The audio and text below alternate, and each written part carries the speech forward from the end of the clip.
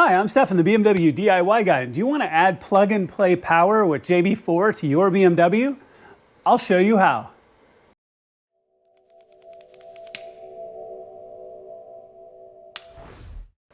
All right, guys, let's talk about this project and the reasons why you're going to want to do this yourself. Now, we're going to be installing the JB4 today into my BMW X3 M40. So that is the B58 motor. It's absolutely fantastic and has a tremendous amount of headroom. Now, there's a lot of options that you can do to tune your car, and this is a great way to do it. You don't have to worry about taking your DME out and shipping it off anywhere. This is 100% plug and play. It has Bluetooth connectivity to your phone, and this is a real tune on your car and has a tremendous number of options. Some of the advantages of doing something like this is not only do you not have to deal with the hassle and risk of shipping your DME off somewhere and the expense of that, but in addition, if you ever want to take this out, you can take the JB4 out and sell it. I did that before on a previous car. When I sold my car, I took my JB4 out and I sold it and I got some of my money back. It was great. You can't do that with a software tune on your car. This is a real tune. Through the app, you have multiple options to go through depending on what your configuration is and what sort of power you want to be able to put down and what sort of supporting systems you have in your car. I'm really excited for this because the B58 is a fantastic motor. And as I work through my build here on my M40, it is getting just stronger and stronger and stronger. And the JB4 is the next great step to add some additional horsepower to the car. I'm going to walk you through this entire setup. It's not hard at all. So let's jump in, let's get started, and I'll show you how you can do this yourself. All right, so one quick side note before we get started. Make sure that the car has been off for at least 10 minutes and you've taken your keys at least 20 feet away. So you want your DME to be completely asleep. You want all of your computers in your car to be asleep before we start unplugging sensors, okay? Also gives you a chance for the motor cool down if you've driven it recently. So make sure to do that before you get started. Let's jump under the hood. Let's go. All right, y'all, so let's go ahead and get started. So I've got the JB4 laid out here with the wiring harness. I've already installed the Bluetooth module here inside the box. You take the supplied Allen wrench, loosen the screws, install the module, screw it into place, and then put the screws back in. So I just did that off camera. The other thing, and if you followed my X3 build so far, you know I've also installed the X3M crossbar. I've taken that out, the strut tower brace, I've taken that out because we're gonna need to take the cover off. It's a cool project, definitely check that out, but not related to what we're doing today. And we need to get to a bunch of different sensor positions here underneath the cover. So I needed to pull that off. So your vanity cover just lifts off really, really easily. It's just on posts. So just go ahead and take that, lift it up and away. And then we're going to take off the upper plastics here up in this corner to turn the little twist lock and take that triangular piece of plastic out, because that's where the JB4 is going to sit once we start laying out the wiring harness. Okay, so get caught up to here. We're gonna put the JB4 box over there and start laying the wiring harness out. All right, so once you have the JB4 down here in the well here on the driver's side, you're just gonna pull up the rubber gasket because we're gonna run the cable underneath the wiring harness. I'm gonna run it along the back here eventually, though it's just laying here for now. Tuck it back, and I'll have a really nice, neat and clean install. I'll probably use some zip ties to help hold it together very nicely. You route it up. The shorter cable here, the rainbow cable, goes here to your T-map sensor. So all you do is you pry back on the little tab, press down, and then pull the plug off. If the plug fights you at all, there's a little locking tab here in the front, and you can always use a pick tool to just lift that tab very, very gently. What you do is you just take the original off, the OEM plug, which is here. You plug it into the female off of the wiring harness right here. So this is the OEM plug into the female of the wiring harness, and then plug the branch off into place, lock the tab. Come up here with the brown and black up to your map sensor right here. Same thing, be careful with this hose. Plastic and heat, you know, they get along so well. So just lift this gently. Same thing, pull off the tab, pull out the original, plug the original here into the female side and the new branch here in, and just tuck it down in a nice place. And I'll be doing really clean cable management here, so this lays down really nicely. It's just kind of laying out as it is right now.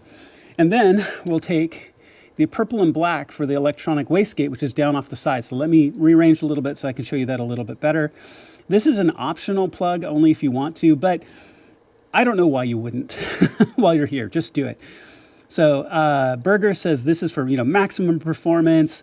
If you're really going to push the car, plug this in. But I don't know why you wouldn't, just to give yourself that additional monitoring of what's going on with your electronic wastegate as well. So let me rearrange a little bit and show you what that looks like. It's down on the passenger side of the motor. All right, a little bit hard to see, but as you look down your motor right here, you can see the heat shield, and then you can see this silver cover with little buttons on it, right?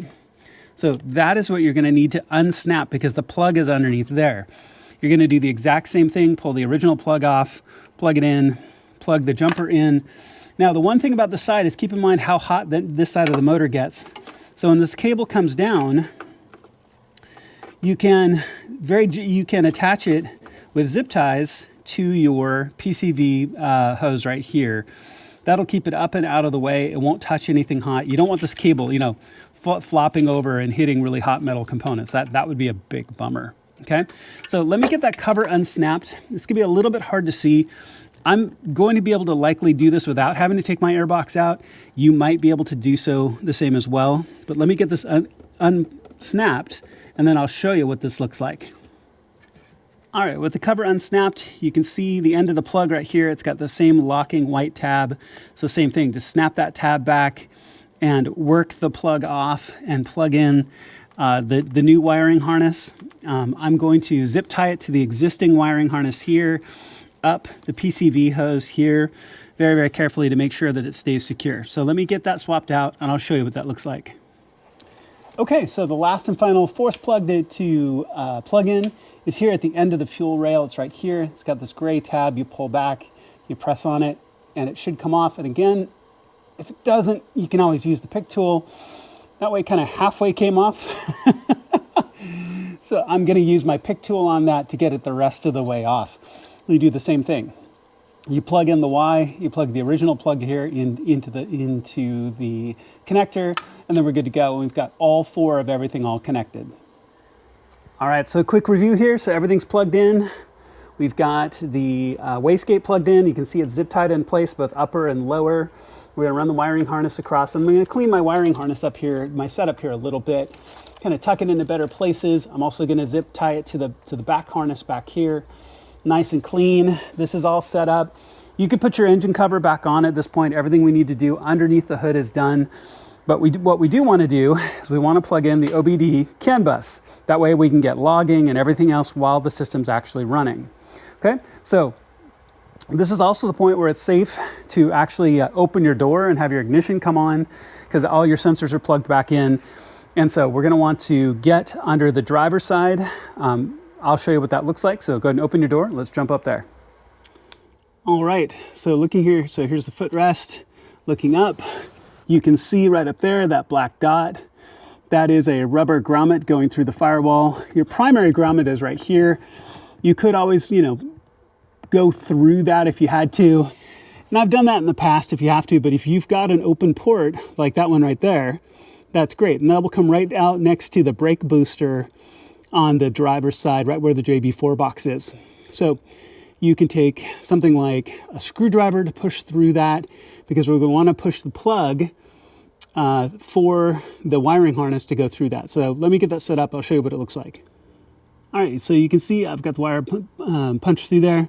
Go ahead and plug in the OBD2 port right there, and then we're going to put the plastic kick plate back on. Just slide it up into place. Once you plug in the speaker and the light, slide it up into place and turn those two twist latches to secure it. All right, so go ahead and find the end that you pushed through. Find the green and black plug connector coming off the JB4, and then just push this plug together.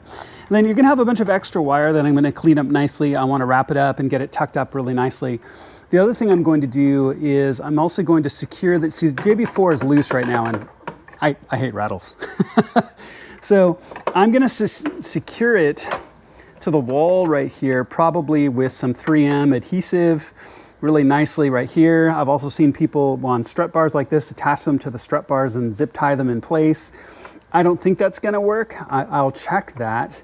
I don't think that's gonna work from clearance here off of the reservoir tank. But just make sure that it's in a nice secure place. so it doesn't rattle around. Your extra wires, go ahead and wrap those up. You can use twist ties or something similar to go ahead and clean up your install there. Now, the one thing I'm also going to do, let me get my light. You can see back there, very back there, all the way back in the back, which is where my wire came through, right there. So I am going to seal that up. I'm going to use some rubber cement and get that sealed up really nicely to make sure that I don't have any issues there as well. So let me get all of this done. Let me get this secure, my cable ties done, all of that. Let me get my zip ties over here set, and then we'll do a final walkthrough. But other than that, we're just about done. All right, one last look here before we button up. I decided to zip tie the JB4 to the brace. It keeps it up nice and high and away from any potential moisture. All my cables are nicely tucked up really, really well. I'm through my rubber grommet here with the wires tucked back really nicely, zip tied into place and around neatly across the top of the motor. Everything's good to go there. So everything is all plugged in, it's set. You're gonna want to install the JB4 app and set up an account. I'll show you what that looks like very, very briefly. That could be a review for another day, what the JB4 software looks like. But we just wanna make sure that it's up and running. So go ahead and put your vanity cover back on. And in my case, I'm gonna put my brace back on, and then we'll check the software app. All right, also in the car, fired up. This is a great way to test just to make sure everything is working, and I will do a follow-up video in greater detail walking through your different options here inside the app. But first of all, we want to make sure that it's functioning. You can see RPM is moving. It's actually listening to the car, and we can do logs. But the one thing I want to call out right now for sure is down here in the lower corner and your map selection. This is going to be really how you want to set your car up appropriately. It goes everywhere from map 0, which is the JB4 disabled entirely, through map 8, which is the valet low boost, just in case. The rest have to do with your setup and your different fueling options. In my case, because here in Washington, I've got 92 octane, I'm gonna be running map 2 the majority of the time, unless I make other changes or decide to run ethanol. So select map 2, you can see that's highlighted down here. Now the JB4 is set. So this is a great start, and I'll go through this in greater detail in another video. All right, guys, so go ahead and clean up and put your tools away. You can tell this is not a hard install and only takes a few simple tools. I'm really grateful to Burger Tuning for making such a fantastic product. I mean, I've run JB4s in previous cars. They've only just gotten better over the years. The performance gets better. And this really is a fantastic service and ability to have in your car.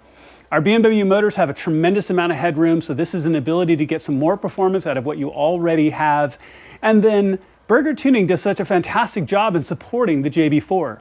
They're updating their tunes all the time, they're updating their app. It really is a full service setup, and you don't have to ship your DME off or do anything crazy like this. This really is a real tune on your car.